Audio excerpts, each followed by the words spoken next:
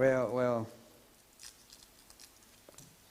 thank you so much, Alex, AED, for your kind remarks about what I was able to do at a time when I was in a position to do something.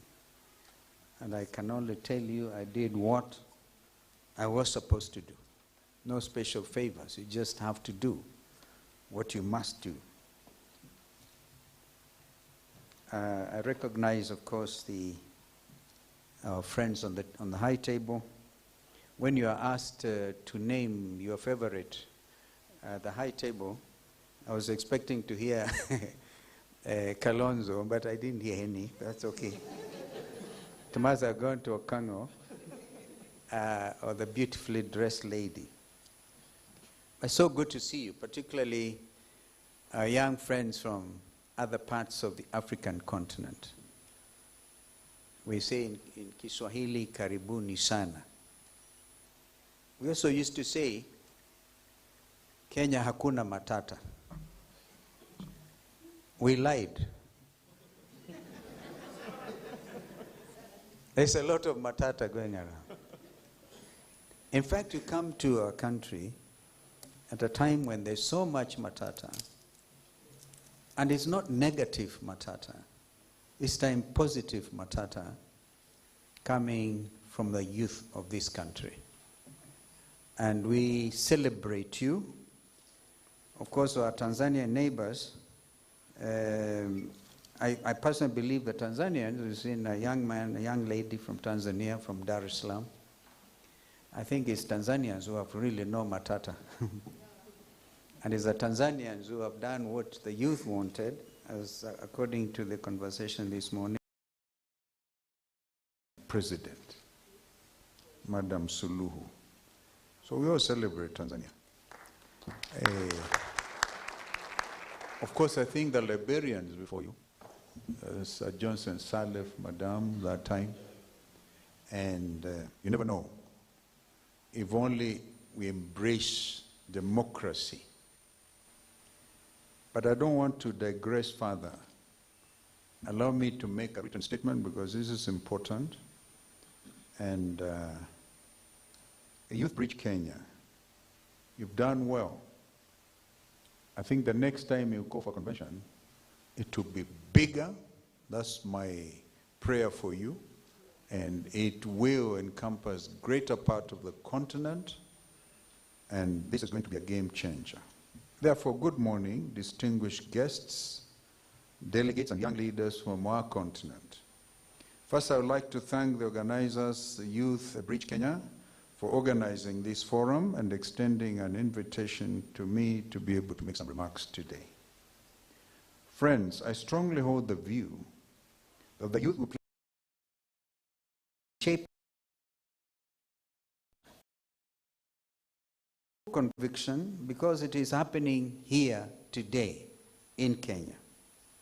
What a moment to be in Kenya, to be Kenyan, experiencing Generation Z led a peaceful revolution which has forever changed this country's governance. And nobody should be afraid. If it was unexpected, and I think the surprise element about this Gen Z revolution is what is amazing. It just, for us who are faith, who are believers, know that this is directly from God himself.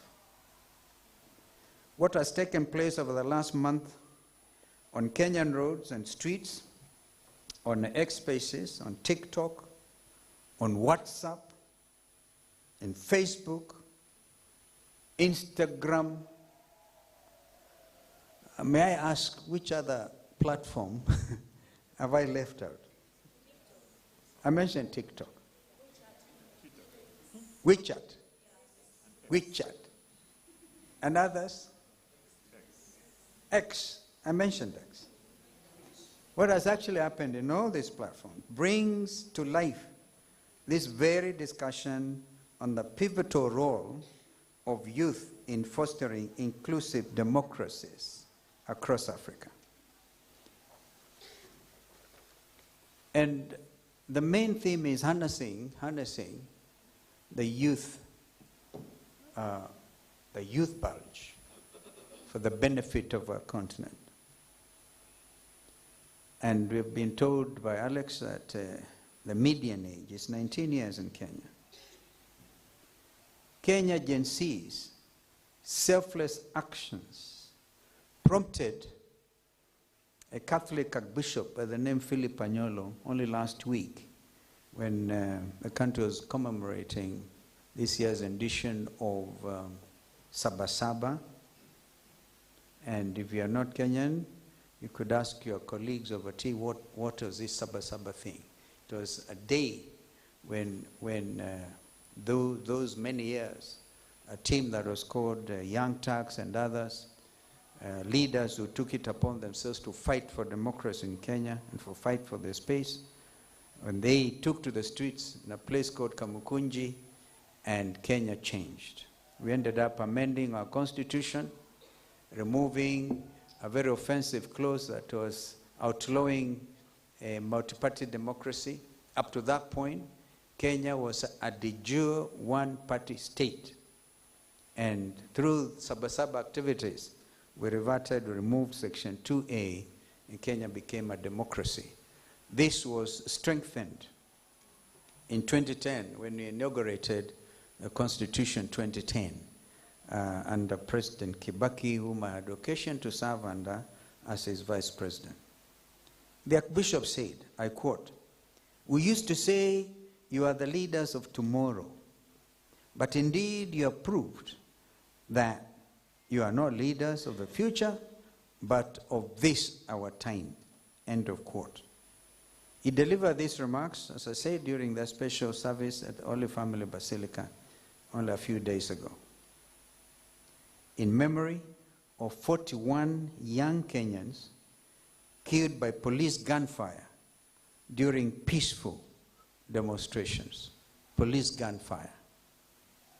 I had occasion to visit some of the morgues in the city mortuary for those of you who are Kenyans, and my heart almost stopped when I saw the brains of a young Kenyan, a Gen Z, blown off by a sniper's bullet who fired from on top of the National Assembly. 41 young Kenyans died. I completely concur with the Archbishop that his sentiments that accurately depict the social, economic, and even political climate in Kenya, which currently finds, in Kenya that the country currently finds itself in. Instead of imagining a future where their voices might be eventually heard, Gen Z declared that this is our time and we will be listened to this time round. In so doing, Kenya's youth gave life to Article 1 of our Constitution 2010, to which I made reference, which defines the sovereignty of the people as all sovereign power belongs to the people of Kenya and shall be exercised only in accordance with this Constitution. And Article 2, the people may use their democratically elected representatives or themselves to exert their sovereign authority.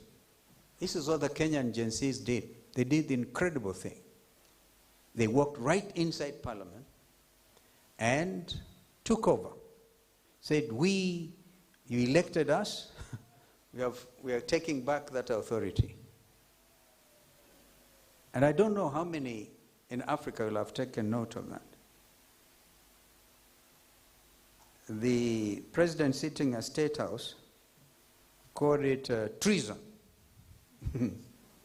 Called it treason. Treasonous act. The Kenyans were acting in accordance with the Constitution, which is supreme. Friends, this was the first and most important step in understanding and interpreting what an inclusive democracy actually entails by our Kenyan youth.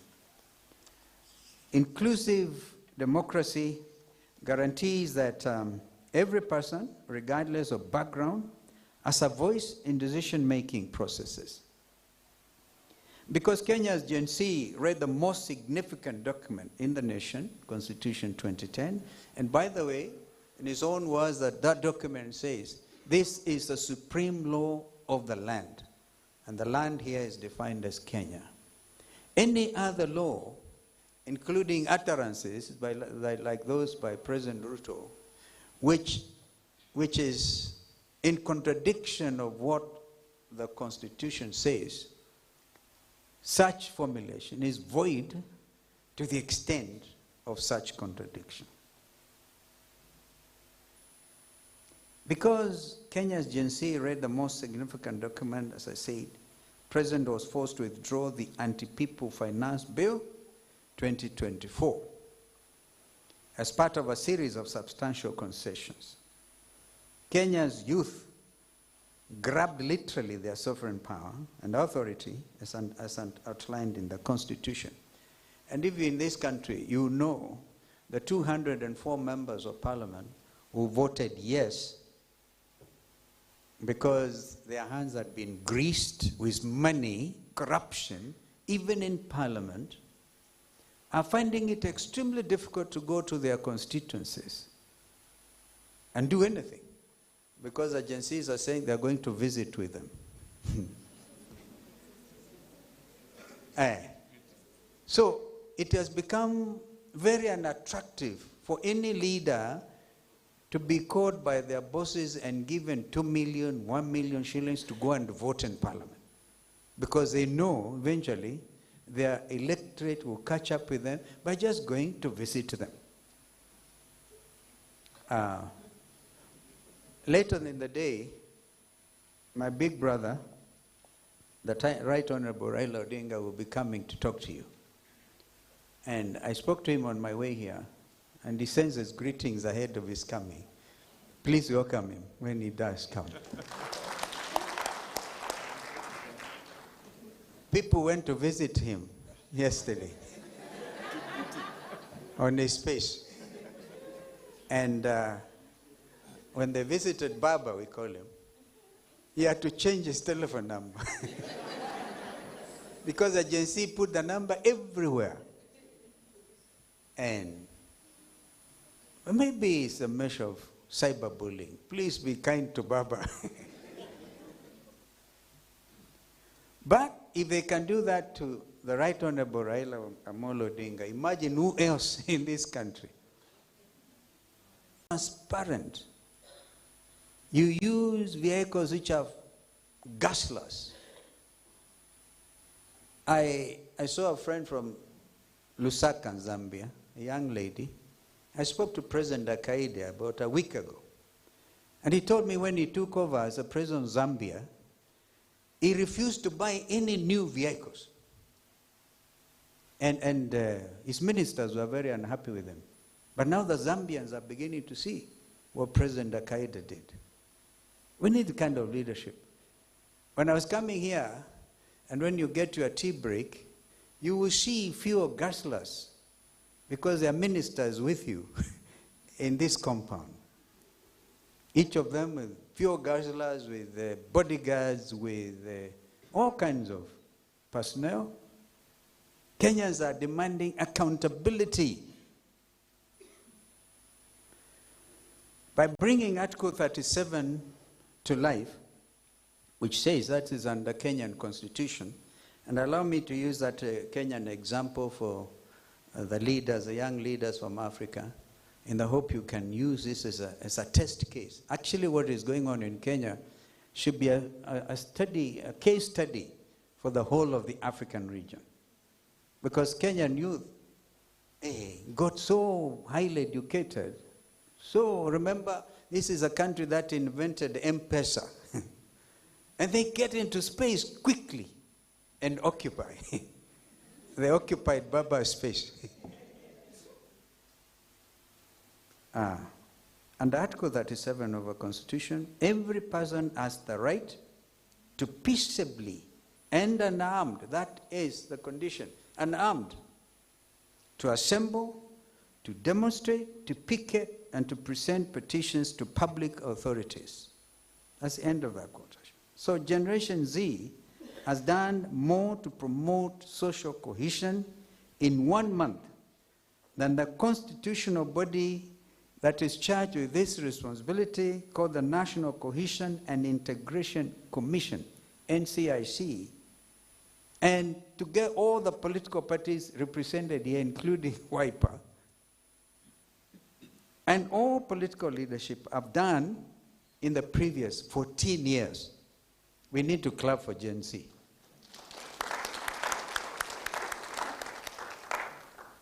Imagine they have taken over all what NSIC has been trying to do, and political parties to talk about cohesion and what have you, the rights under Chapter 4 of our Constitution, including Chapter 6 on leadership and integrity, which they're actually seeking enforcement for. By emphatically declaring that Gen Z are tribeless, partyless, and leaderless, you may help to eliminate tribalism and inequality, as well as promote sustainable development for all. I believe that African youth can similarly emulate Kenya Gen Z by claiming the rights inherent in their respective constitutions. There are other ways to strengthen the role of youth in governance. There is, for example, electoral participation that ensures youth are registered to vote and empowered to participate in elections. We can create youth parliaments and councils, platforms for youth to engage in decision-making processes that allow them to voice their concerns and contribute to policy discussions. There is also civil society engagement, and civil society in this country, for example, is strong, that encourages youth to participate in civic organizations and social movements, and that also enables them to advocate for change and hold governments accountable. You know, we used to hear of the Asian tigers, countries like Malaysia, Singapore, Korea, South Korea, and others, the Asian tigers, that within some space managed to lift their countries out of poverty to a situation where some of them are even contributors to international lending institutions. And I personally believe the time for the African lion has come. And we only achieve that dream through the African youth leaders. If African youth do what Kenyans have started to do, we are going to realize a decade for African lionism, where the economies will grow, where thieving leaders will be gotten rid of. In fact, if this continues, anybody with stolen funds will not even want to go for elective posts, elective positions, because they know they'll be held accountable. The practice in Kenya has been that people head the parastatal organizations and others, they go steal huge sums of money, and the election time comes and go and bribe everybody. In fact, Gen Z, I want to invite you to look at the next election. Where Kenyans were made to look so helpless by leaders telling them at the end of a campaign rally, line up. Women line up this way, the youth this way, the men this way, and you go, you have done your some hand-changing, 100 shillings, bribing your mothers and your fathers and your brothers so that they can elect you into office. The Gen Z have placed those people on notice. If you are that type of a leader, you don't qualify to be a leader if you're already bribing your way through elective posts. For the young Kenyans who are here, when I first went to Parliament, I was very young. I was like you. I didn't have money. I just had a university degree, gone through Kenya School of Law. I thought I had something to offer. That time, although it was a single-party dictatorship, you were not allowed to spend more than 30,000 shillings at a campaign, one single campaign. Now, our legislators have even failed to enact some very important legislation, which was envisaged under Constitution 2010. That is of campaign financing. There should be a Campaign Financing Act. And I want to suggest when our current legislators come back from their, and the only institution left was the Senate, and I continue to say congratulations to the Kenyan Senate. When the country was facing a crisis, they refused to adjourn. The National Assembly, after passing that inoperative, unfortunate legislation on finance bill, actually adjourned. But they even made a terrible mistake. They said before we adjourn, we are allowing the Kenyan military to go to the streets. They passed. Move of the motion, and one contributor from the opposition side and Minister for Defense was given permission to deploy military against innocent Kenyan citizens. When they meet, I want to challenge, and Gen Zs, if you really want to complete this accountability game, demand immediate enactment of the Campaign Financing Act or bill that will come there, which will limit expenditure. That way, the young people will have hope to get elected. Because as it is, you have no hope. Because these other mandarins come with helicopters, with huge sums of money, they bribe the voters, and unless a natural leader then will never be able to emerge. I hope I've made that point.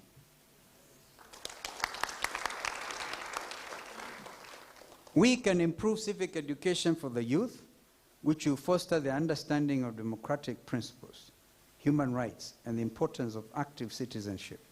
We can also increase the number of leadership development programs available to the youth that will enhance their leadership skills, that will also improve their critical thinking abilities and problem-solving capacities, and empower them to assume leadership roles in governance. Further, we can have a mentoring and intergenerational dialogue that connects youth with experienced mentors, and that facilitates intergenerational dialogue to be able to promote knowledge transfer and foster youth's engagement. I hope Gen Z will also take that kindly. Yes, you also need a bit of mentoring. Nobody in the world has monopoly of knowledge. And you know, you come armed with a lot of energy. And some of us go to sit and say, wait a minute, I think you can moderate this approach or that approach. And this is why they are saying, Kenyans are also saying, because I heard that from Alex Matere, that they don't want dialogue. I'm going to mention later on that I was chair of a dialogue committee called the National Dialogue Committee. I co-chaired with a member for Kikuyu, not very far from here, who finds it extremely difficult to go home. Imagine my co-chair can't hold a meeting in his own constituency. Because people went to visit him. I visited him in such large numbers that he didn't have enough tea to give them. Time for dialogue must also be in consonance with the reality, the political reality of the time. I posit that there's nothing wrong with having dialogue, but Kenyans are saying we have had so many of these. Why don't we, first of all, we had building bridges, and with the BBI, Building Bridges Initiative in this country, a proposed constitutional amendment. Maybe Kenyans themselves, the Gen Z, can come up with an approach that will bring about a constitutional amendment to anchor some of these wonderful thoughts that Kenyans are not willing at the moment to deal with. As a co-chair of the National Dialogue Committee, that are pending in Parliament, if they are properly implemented, then this country will say, yeah, it makes sense to have dialogue. But what is the point of having dialogue upon dialogue upon dialogue and nothing comes out of it? So that conversation, I think, is important, and I want to invite all of us to think of the best approach and the timing. First of all, who is going to lead this dialogue and when? And are we going to take into account what has already happened before? Because, again, you cannot, as citizens, even as families, a family that sits together and negotiates and agrees on a formula to proceed even as a family makes headway. But we cannot just bluntly say we don't want any dialogue. The people of South Sudan, and I saw the name Garang. That name is very, very important, very special to me, because I worked with our late brother, Dr. John Garang, who actually fathered the state of Southern Sudan, the world's newest state. I can see that by consensus, through some process of dialogue, they have even agreed to extend the interim period for another 1 year. And then they can have an election. And that was, I'm told, an agreement across the political parties and leaders. And I saw President Salva Kiir saying, at his age, he doesn't want to continue leading that country forever. Now that is show of statesmanship. Well, as involved engagement is vital in encouraging youth to use social media platforms responsibly for civic education, engagement, information dissemination, and community mobilization. Let me take this moment to focus on the importance of youth political party wings in fostering inclusive democracy and thereby enhancing the role of youth in governance. Many political parties, particularly in Kenya, and there are very many, we are not short of them. By the way, what you have seen here as leaders, people representing political parties, is just a tip of the iceberg. We have 90 political parties. But sometimes then we also taken the initiative, I'm sure, to coalesce around coalition making. I think coalition is very important. Democratic Action Party. He gave me the greetings of his party leader, Mheshimiwa Eugene Wamalwa, and I should have given you his because I was speaking to him as I was coming, because I don't know who gave whose greetings, because to manage a coalition, you must be constantly in communication. My own party, and I want to recognize these two young people, Edwin Musembi, the chairperson, University chapter of WIPA, and there's Moses Mulu, a youth leader from Nakuru County, right? They actually confronted, I remember that Edwin confronted us yesterday in the NEC meeting. You know, they are not waiting. These Gen Zs are not waiting.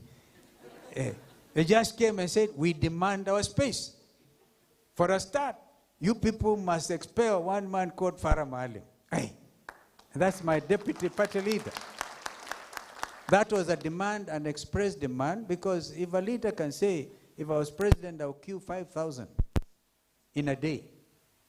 Well, I'm quite sure my deputy would say that was a slip of the tongue, because that was a very serious statement.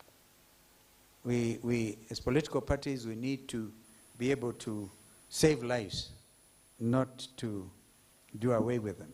So political parties in Kenya, in the region, I mean, looking at Uganda, for example, our friends from Uganda, from Tanzania, I know that President Kagame is going through an election in Rwanda.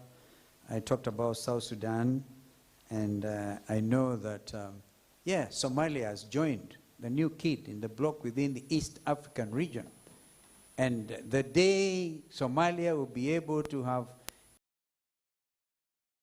political party organization and management of their country will be stable.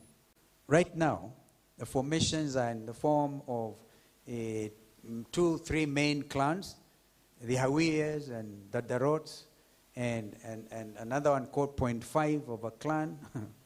Yeah, and then, because they're all Somalis, they're all Muslims, But because they come from different sub-clans, they were unable to even live together. But that Somalia, that country is making tremendous progress, and that's why she's been able to be welcomed as a member of East African Community. Of course, it's Burundi. 7 members of East African Community. If we have a standard approach to political party formation and the engagement of our youth, I repeat, the time for the African lion to arise is now, and this is going to be led by the youth of Africa.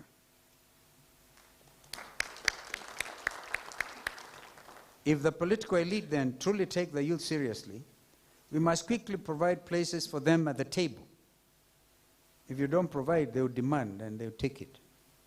Our youth need to have an impact on party policy formulation and leadership selection, because they may provide a new perspective on potentially outdated policies and ideas, including even the very important matter of what political parties stand for. Are you central? Are you left of the left? Are you right of the right? As is happening elsewhere in Europe. Look at what is happening in the elections recently in the UK, where Labour are to sweep back to power. Swept off the Conservatives, because Conservatives are by their very nature right. But in France, President Macron had to very quickly assemble everybody, say the rightists are taking over, because they took over the selection or election process to the European Parliament. A lot of things are happening across the world. Look at the world's largest democracy in India, where even Prime Minister Modi had to do something to stabilize the country. Now, we are all watching what's happening in America. You saw the debate between former President Donald Trump and President Biden. So, no, I'm not quite sure whether Kenyans should follow that example of the way they conduct elections in America. They call each other names. I saw Trump calling President Biden Sleepy Joe. Sleepy Joe. And they say, this guy, that guy. Yeah. But that is the extent of expression. Therefore, I think we have come to a stage in Africa where the freedom of expression, the freedom of speech should not be hindered. Provided, of course, you are guided by the laws of the land, which say if you abuse me very badly, I can also go to court.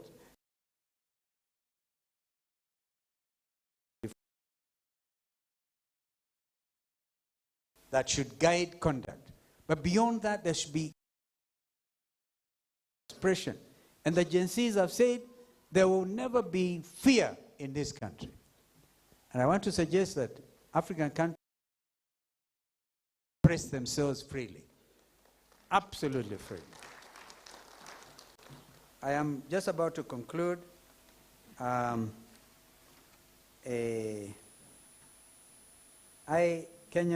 who are amongst you will have seen that I was at we call it Kenyatta International Conference Center 2 days ago, when the Independent Electoral Boundaries Commission IB Amendment Act 2024 was signed into law by President Ruto. This was the first fruit of the 9 legislations agreed upon by the National Dialogue Committee. I did mention that I was a co-chair.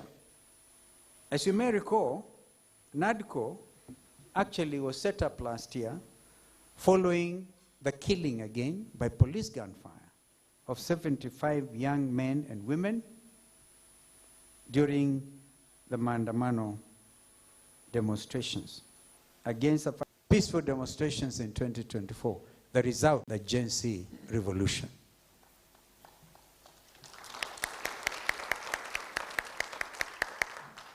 Although my political party is called Wiper Democratic Movement,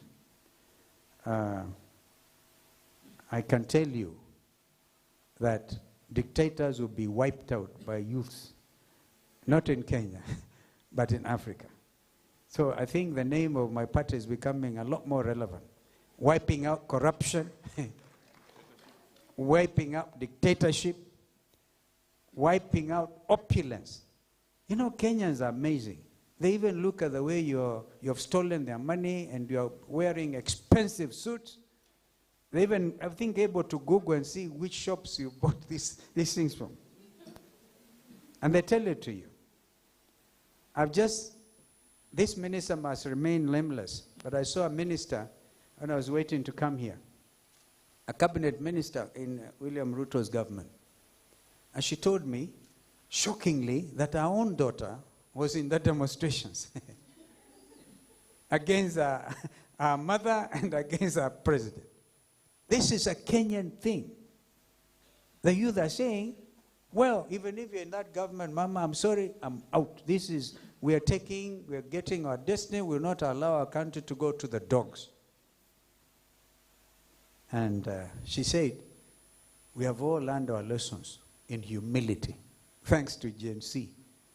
No Kenyan will go about showing off what kind of car you're driving, what watch, what shoes you wear. Yes, they're saying, wait, and it's so biblical. They've even put order in churches. Nobody will go carrying 20 million shillings in a church function and donate it. They'll be asked by Gen Z, wait a minute, we know your salary. Look at the order that this, within just under 1 month, what has happened in our country.